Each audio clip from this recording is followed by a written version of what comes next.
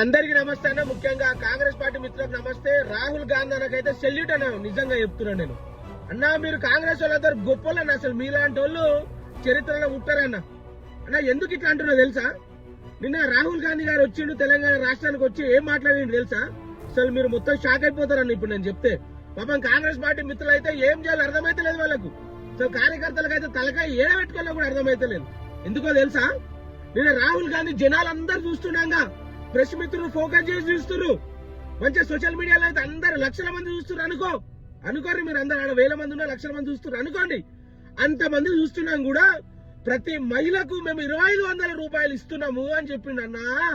Great అన్న. ఇజ్జత్ లేకుండా చెప్పారు అన్న మీరు. నిజంగా ప్రతి మహిళకి 2500 రూపాయలు వస్తున్నాయన్న. ఒక శ్వేతపత్రం వీడియోలు చేసేంత దమ్ము ధైర్యం ఈ పార్టీలకు ఉందా అన్న? ఇస్తున్నా సీఎం రేవంత్ రెడ్డి గారు ప్రతి మహిళకి 2500 రూపాయలు ఇస్తున్నా. కాంగ్రెస్ పార్టీ కార్యకర్తలు మీ ఇంట్లో వస్తున్న 2500 రూపాయలు ప్రతి మహిళకి. గింత అబద్ధాలు ఉంటాయా అన్న? ఏనన్నా అన్న మీరు ఇంకా చక్కగా రైతు బంధే వేయలేదన్నా. శ్వేతపత్రం మీద చేయనన్నా మీకు దమ్ము ధైర్యం ఉంటే. ఇప్పుడు కేసీఆర్ చెప్పిండు 70 లక్షల మందికి నేను రైతు బంధు వేసినా అని చెప్పిండు వారు కేసీఆర్. మీరు వేసిరా అన్న? ఇంతవరకు ఎంతమందికి రైతు బంధు వేసిరన్నా? విడుదల చేయండి శ్వేతపత్రం. ఎంతమందికి ఇస్తున్నారన్నా? 4000 పెన్షన్ ఎంతమందికి ఇస్తున్నారన్నా? డిసెంబర్ 9 నాడు రుణమాఫీ చేస్తా అన్నారన్నా.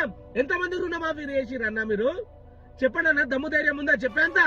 శ్వేతపత్రం విడుదల చేయండి అన్న. అంత